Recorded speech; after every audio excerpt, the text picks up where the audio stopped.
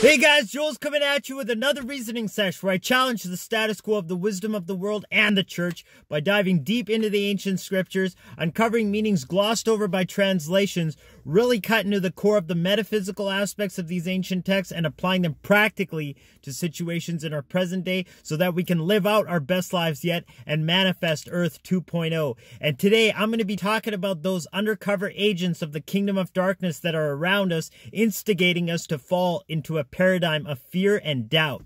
Come now and let us reason together. Come now, we can talk it over. But before I begin, I gotta say, if you like these videos, give it a thumbs up, hit subscribe for more. As we accelerate across this threshold, we literally have to have that firm foundation wherewith we can manifest in the new paradigm, in the new earth reality that's at our doorstep and that we're about to see unfold in the physical. But with that being said, I'm gonna jump right into it.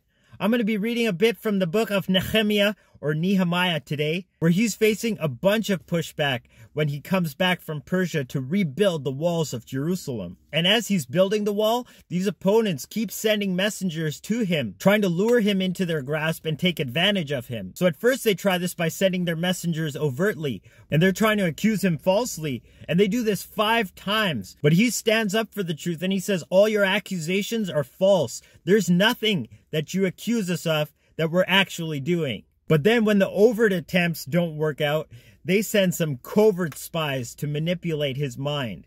Check it out. Afterward I came unto the house of Shemaiah, the son of Dedaiah, the son of Mehetabeel, who was shut up. And he said, let us meet together in the house of Elohim within the temple, and let us shut the doors of the temple, for they will come to slay you. Yea, in the night will they come to slay you. So it sounds like he's a good guy, and he's looking out for Neḥemyah and the well-being of the people and the project that they're undertaking with rebuilding the wall. But Neḥemyah was following his heart, and check out what he says. Should such a man as I flee? And who is there that, being as I am, would go into the temple to save his life?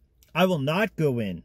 So he's standing up and he's being bold as a lion, even in the face of adversity, even when his opponents are threatening his very life. And because he was tapped in and receiving downloads from his inner man, he says, lo, I perceived that Elohim had not sent him, but that he pronounced this prophecy against me, for Tobiah and Sanballat had hired him. And Tobiah and Sanballat are basically his opponents. Therefore was he hired, that I should be afraid, and do so and sin, and that they might have a matter for an evil report, that they might reproach me. So it was all with the plot to actually get in his own mind and manipulate his paradigm so that he would fall into that state of doubt. He would fall into that state of fear for his own life.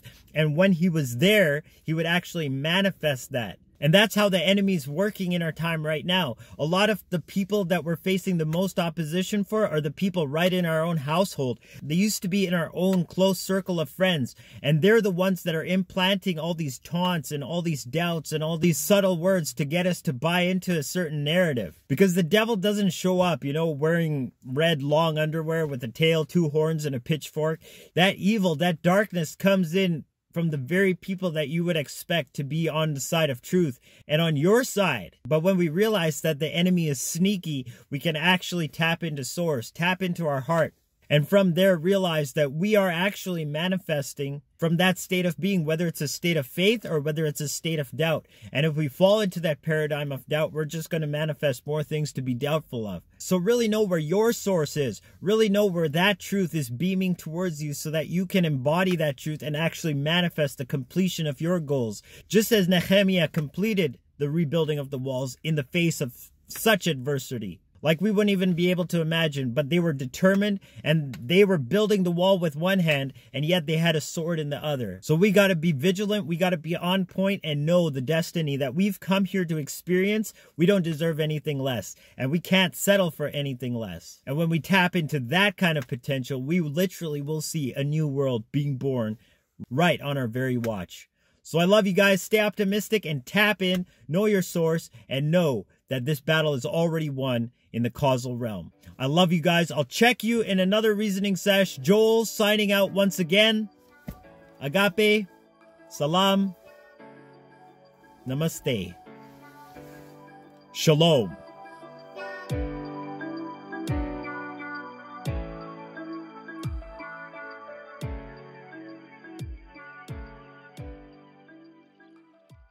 There's nothing that you're saying that we're actually doing. There's nothing that you're accusing us that we're at. There's nothing that you accuse us of that we're actually doing.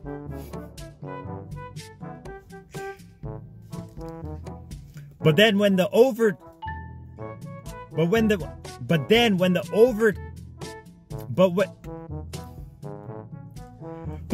overt attempts don't work out,